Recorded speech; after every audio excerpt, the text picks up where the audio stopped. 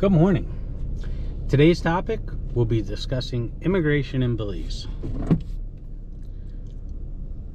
So, I've been here nearly a month and I have to go get my passport stamped.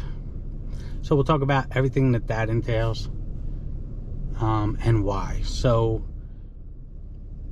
I'm not going to get into QRP, which you can look up for yourself. It's a qualified retired persons program. I'm not going to discuss countries that may need a visa. You'll have to look that up again for yourself and decide whether your country, if you need to apply for a visa in advance. For me, it's a passport. Coming from the United States, your passport stamp is good for 30 days. 30 days for me would have been on a Sunday.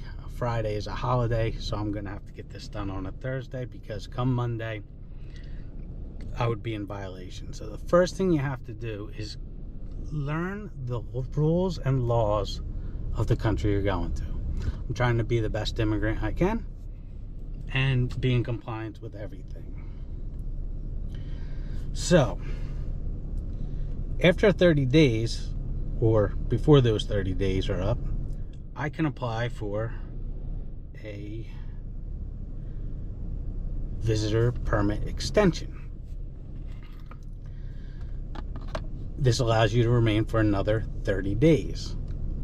Now, you'll hear that there's 3-month stamps now, and there are. At the beginning of COVID, they started doing 90-day stamps. However, it's up to the discretion of the immigration official, so there's no guarantee. Technically, it's a 30-day stamp.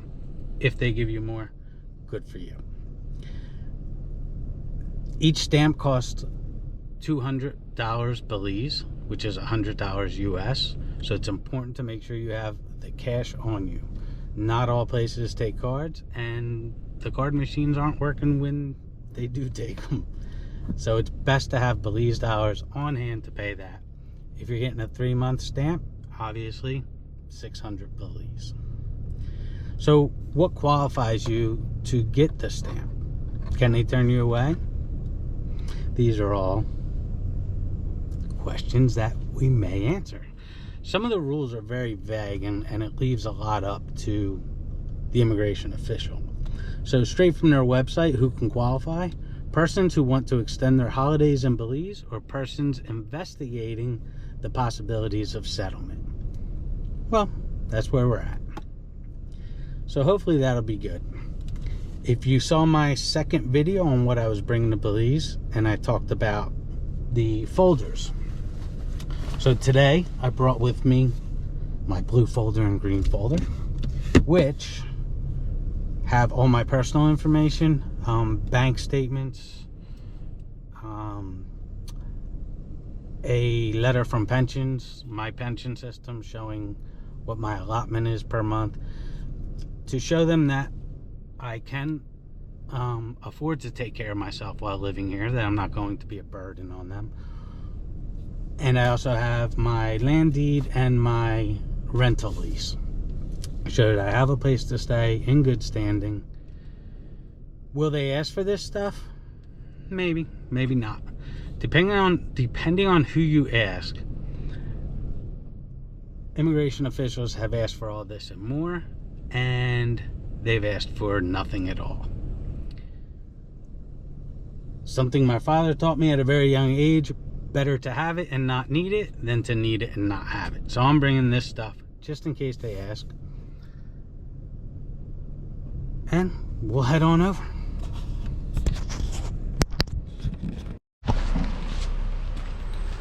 Okay, so the next question: where do you go to get this passport stamp?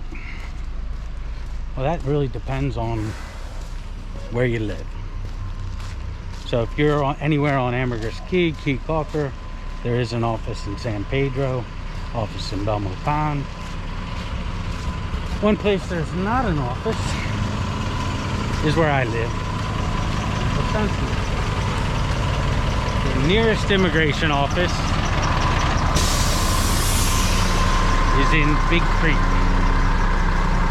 So to get to Big Creek, you have to drive all the way up the north of the north of the peninsula, go mainland, and then drive all the way down. When, as you can see from the map, how you doing? It's about 3 miles as the crow flies, right across the lagoon. So how do we get there? Well, that's where doing the hokey pokey comes in.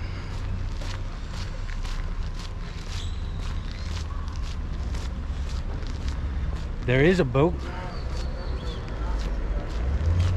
that goes across the lagoon to Independence or Mango Creek, depending on who you talk to. And then you can catch a cab to Big Creek to the immigration office. So that's what we're going to try today. Hopefully it works out.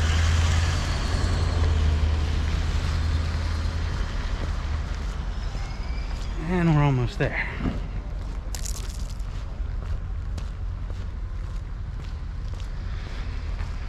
So I didn't stop by and get my money today. I went to the ATM last week to make sure my card's working. No, gracias. Thanks. Good morning.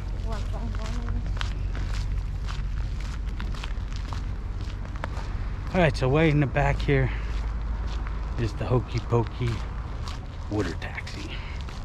So let's get on that.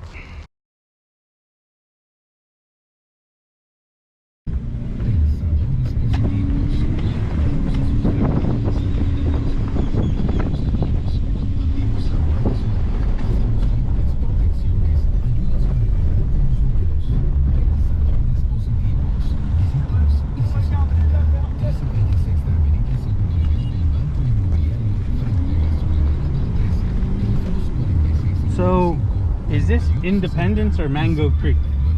Two names. Two names, right? Independence, Mango Creek. Two villages that ended up combining together. Just one village. Only can have two names. Okay. Just depends on who you ask.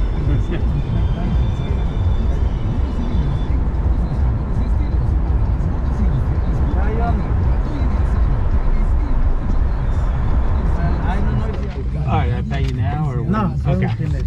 Alright, see you. Alright, thanks.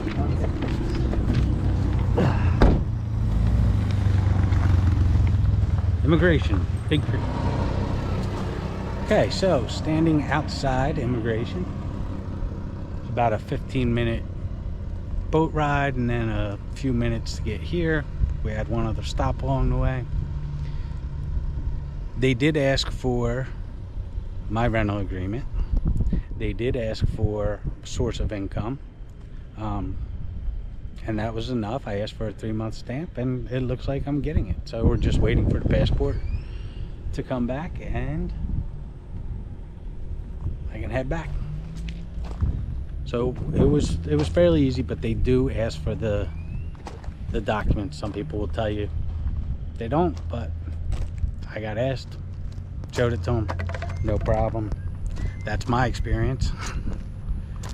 And it was easy enough. So hopefully we'll see part of Independence / Mango Creek. 2 names, 1 town, 1 village.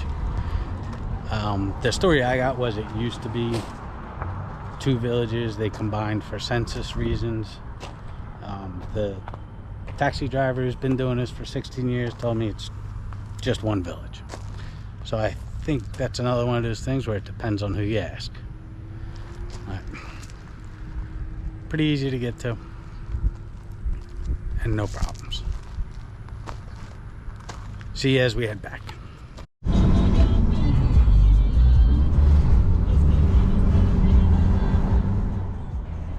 So I did get the 90-day stamp in my passport. However, they did ask a second time to see information proving my retirement and my pension funds. The time at immigration took exceptionally long today. I was hoping to explore Mango Creek and maybe grab a bite to eat before having to rush back to the ferry, but there was no time for that. So enjoy a little clip of our ride back from immigration through Mango Creek to the Hokey Pokey.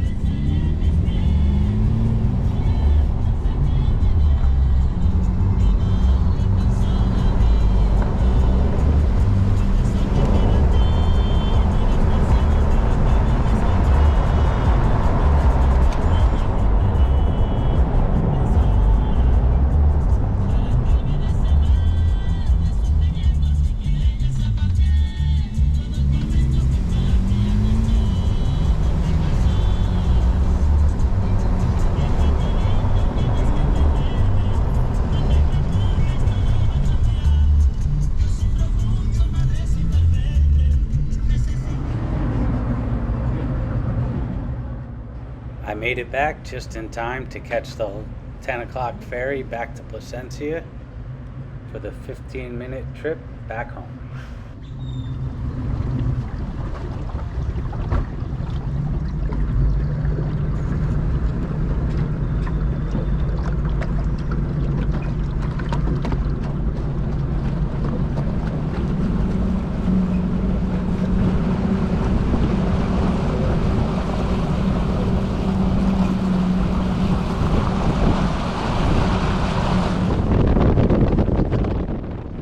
I hope you enjoyed this video and found it helpful. If there's anything I didn't answer, feel free to drop a comment below and I'll get back to you.